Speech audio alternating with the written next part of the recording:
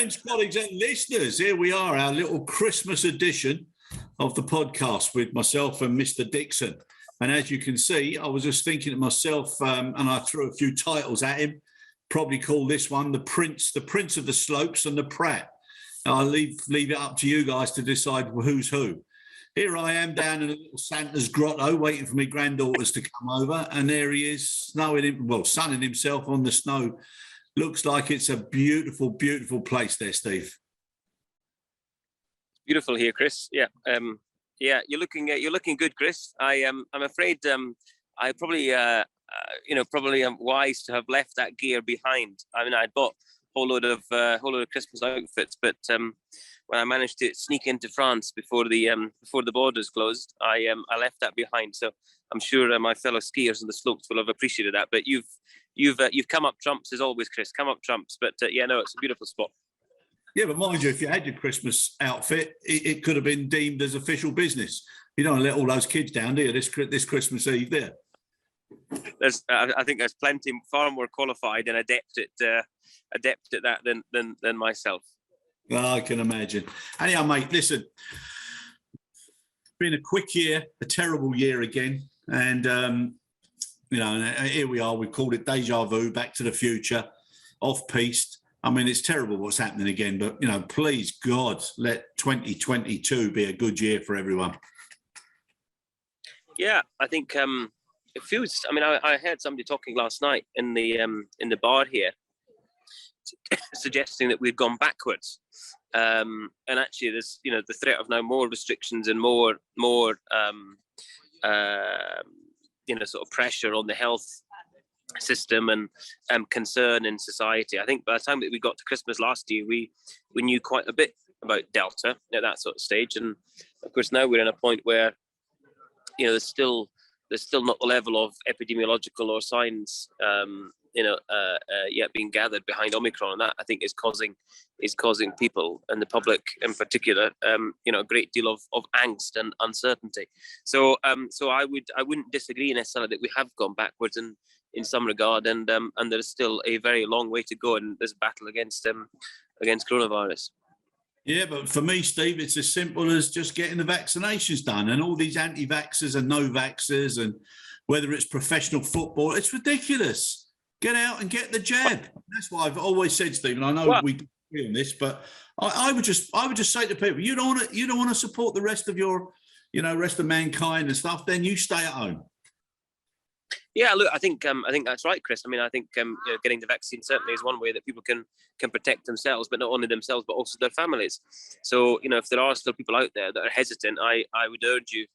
I still saw this week, there is a sizable population of London that has not even had one vaccine, about 30% of the population of Greater London, and that's a massive challenge. So I think you almost sort of get to the point that Victoria and New South Wales did this week, whereby the government has now said, look, we're at so high vaccination levels and boosted, 90+% that we can now allow the unvaccinated to go about their business as usual. So of course the anti-vaxxers have seen this as a bit of a win. Said, you see, they can't preach to us, they can't tell us what to do. But actually it's everybody else that's made those sacrifices that's allowed that to happen, because there's so few of these people, thankfully, in the community, that the vaccinated have allowed that to happen. But in a lot of parts of Europe, particularly in the Germanic, Switzerland and Germany and Austria, we're still Netherlands. We're still far from getting to that kind of position. Which again, Steve, the world panders to the minorities. It's wrong. Yeah, it's wrong. People should do what's good for everybody, and we got to roll out the vaccinations now to all the countries that can't or haven't been able to do it. Make the logistics better, and dare I say, stop people lining their pockets for the supposed good of everybody, and start doing things properly. Yeah. Anyway, listen, we can't be downbeat about everything. So I think we should look back on the year. As always, there's goods, there's ups, there's downs. But the people that have been on the ground all throughout the year, God bless them, everybody, every single person in the supply chain. I take my hat off to you on my tree. Well done, brilliant for what you've done, absolutely superb, and especially especially those with their feet on the ground, the unsung heroes, the people that, are seldom in the spotlight. Not all the managers and CEOs and everybody who puts their bit in the press, but all the people, feet on ground. That's where the scores are delivered from the floor. They really deserve a big round of applause. Well done, brilliant, and stay in the industry for next year, because the industry needs you. Yeah, no, absolutely, Chris. I think there is a the unsung heroes, sort of the silent majority, as would say, and usually say in politics. They're the ones that deserve the recognition, and so very rarely sort of put their head above the parapet or expect any. Yeah. Oh, we've lost you. Looks like you've gone off piece completely now. This is the point where I normally would start telling a few jokes, sing a few songs, start putting the old Christmas music on, but I will wait for you, Stephen, to see if we get you back. A new sort of immigration. He's coming back. You went a little bit off piece there, Steve, but we got you back. We got me back. I was saying in Geneva, the whole new immigration facility, and there's lots of people complaining in the queue, whinging Brits, complaining about having to show a passport, complaining about this, complaining they can't use an e-gate, complaining about absolutely everything. And there's a lady next to me, and we had this conversation to say, look, actually, these guys didn't want that hassle either. The immigration officers that are there, 18 months ago, they weren't checking PCR or health certificates or health declarations and all that crap that goes with it. So, put yourselves in the shoes of the immigration officer or the police au frontière who are manning those posts, and see how they, if you think it's bad queuing there yourself for half an hour, see how they do it for an 8-hour shift every day.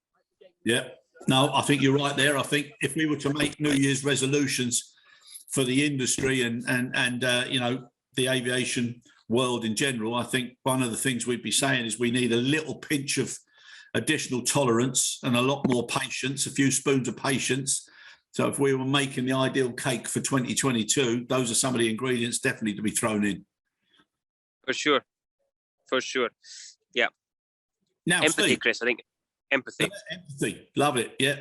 Good one. Yeah. Nice little ingredients we're coming up with now, Stephen, son. So listen, mate, if you had the chance now to represent the industry, what New Year's resolutions would you make, Steve? Well, actually, I was thinking about it this morning. I was reading an article in the Times or the Telegraph, probably the Telegraph, knowing my political leaning more so than the Times, but it was in one or the other. I do read both for balance, Chris. It's important that we all importance of free speech, is very critical. But there was an opinion piece today, actually, and it was talking about New Year's resolutions. In particular, it was talking about the need for business to get back together and in-person meetings and travel, and using the travel industry to allow them to reconvene and get rid of all this virtual nonsense that companies have been doing over the last 18 months.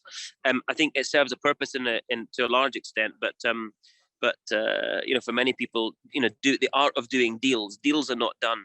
Investment bankers don't do deals on Zoom.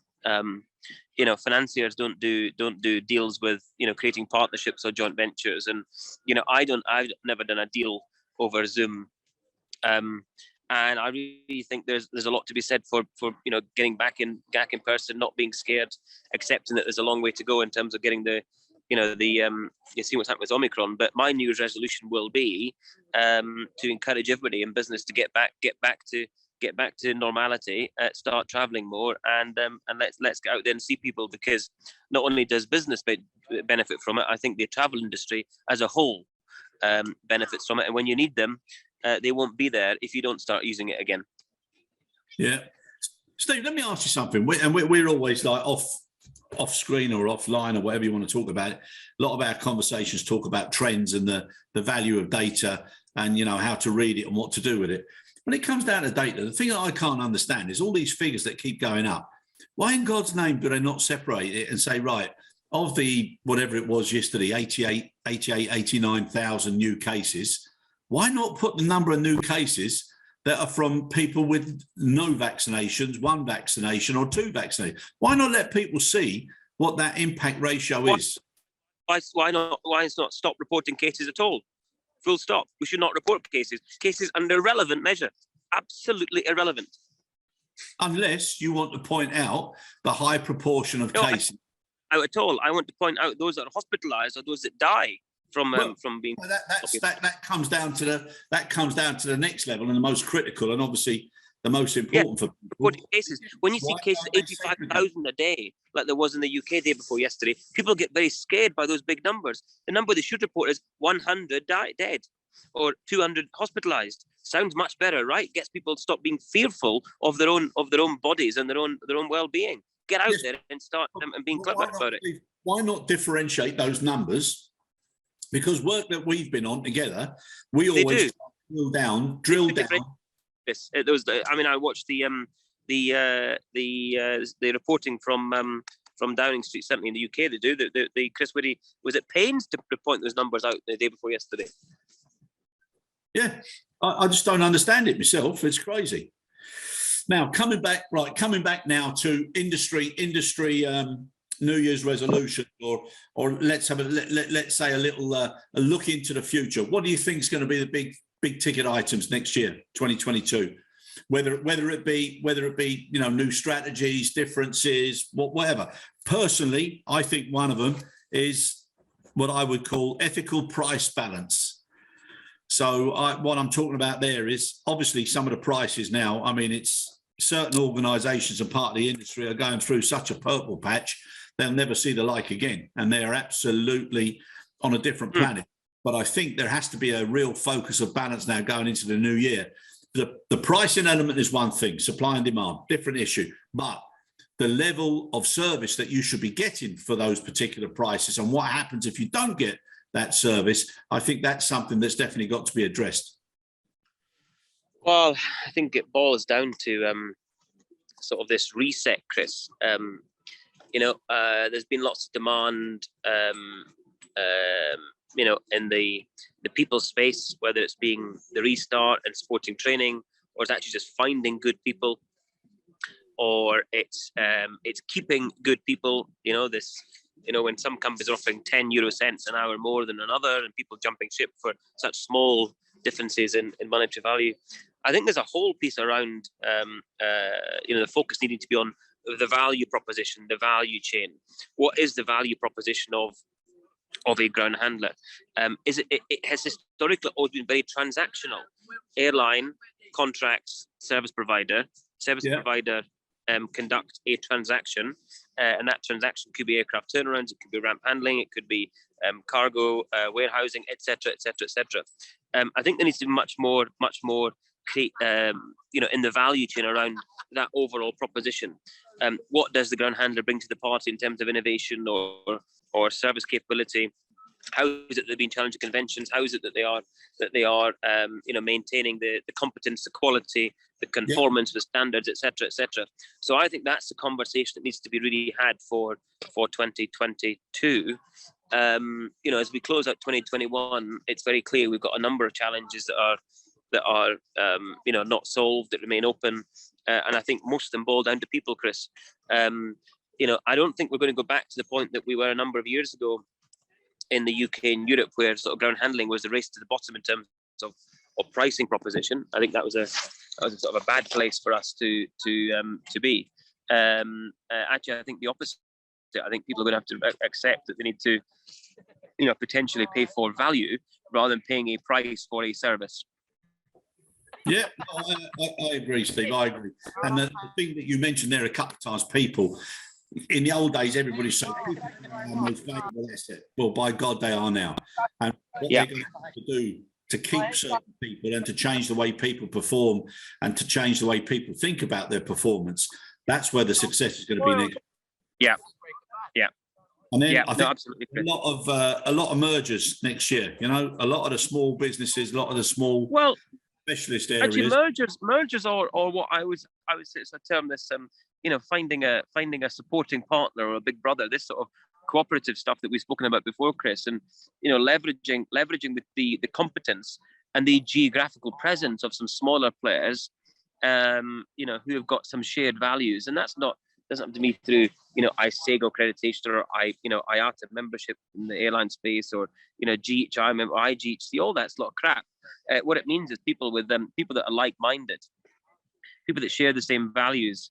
There is some geographical intellect to joining some of this stuff together in terms of a proposition. I think there's something to be said for that. Creating scale that doesn't necessarily exist, because this is a scale game. Ground handling is actually it's servicing. I mean, it's commodity purchase now essentially, but it's a bums on seats game, right? Yeah. As we saw when the arse fell out of the volume, the arse fell out of our business. What we're going to try to do is put that back together again. Yeah, no, 100%, a totally different way of looking at mergers as well. Like you said, identifying partnerships and principles. But yeah, multipliers, accelerators, whatever you want to call them. It's a different way of looking at it. I don't even notice, but my van show has just suddenly miraculously been refilled. Mate, it's incredible. It's amazing what service you get on location. You don't get that at base camp here. I'm still on the. I don't get that in Embassy Gardens. That's right. Yeah. Fantastic.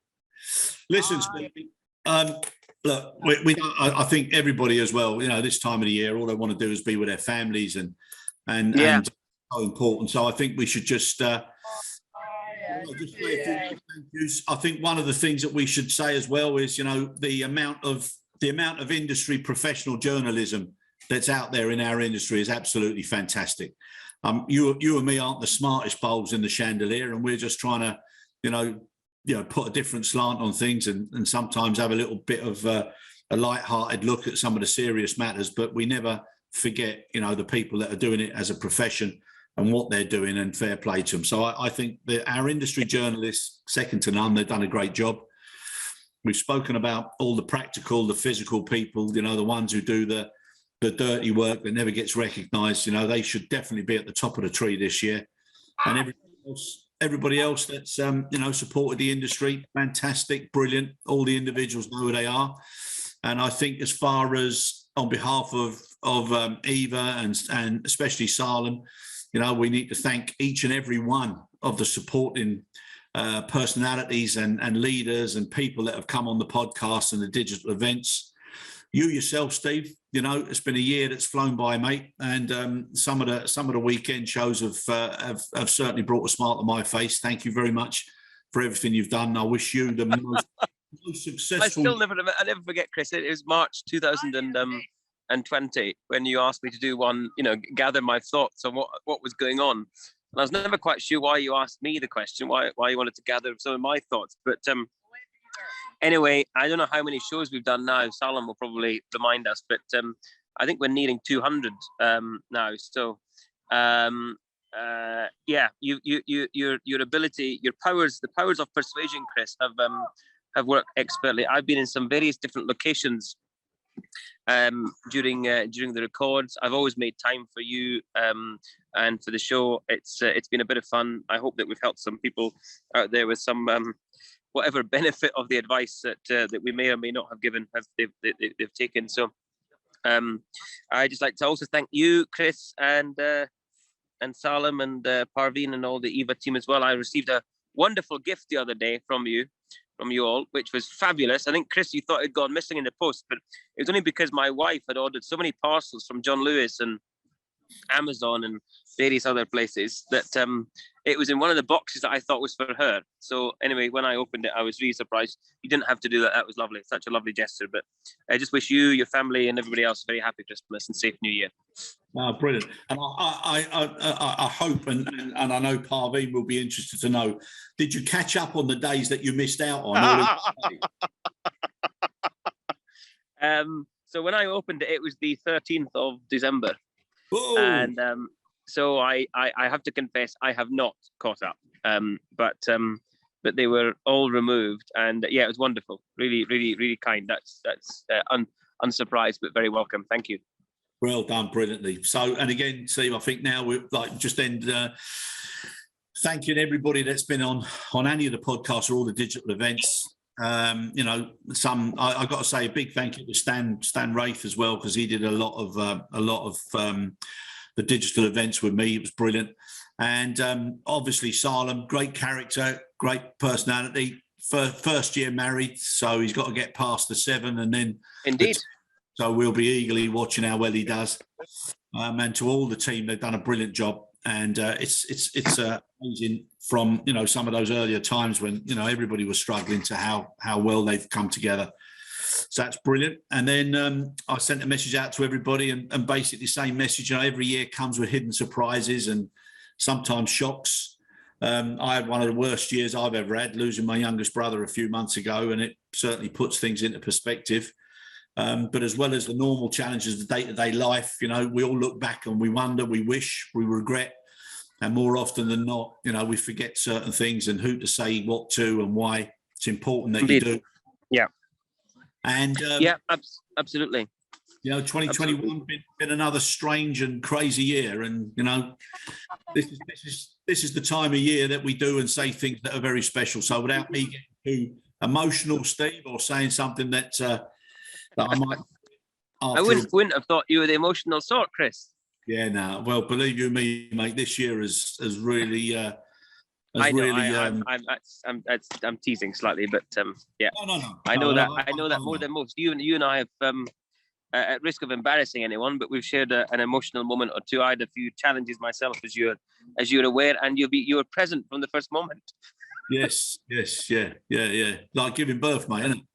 Well, actually, I'm worried that people are wondering what I'm talking about now. But I had a little health scare with a touch of the little C earlier this year, and Chris, you were there and present for me. So anyway, thanks also for that. Let's not dwell on that. I'm going to throw myself off a mountain this afternoon. And why not, mate? That's the plan. I always tend to find the afternoon sessions are far better than the morning. As always. So listen, without further ado, let's wish each and every one of the people that do listen, and just to let you know, Steve, some of the offline conversations, requests, and the people who say and ask certain things, offline.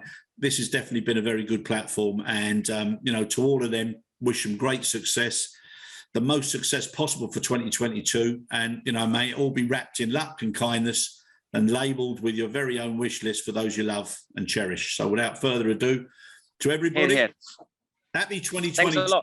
Look forward to seeing you. Stevie boy, have some great off-piste activity there, a few more drinks, and keep sending me the pictures. No. If there's more drinks, I won't never make it down again. No, but that looks absolutely amazing. It's sublime. Yeah, it's sublime. Amazing. Eh? I'm very lucky indeed.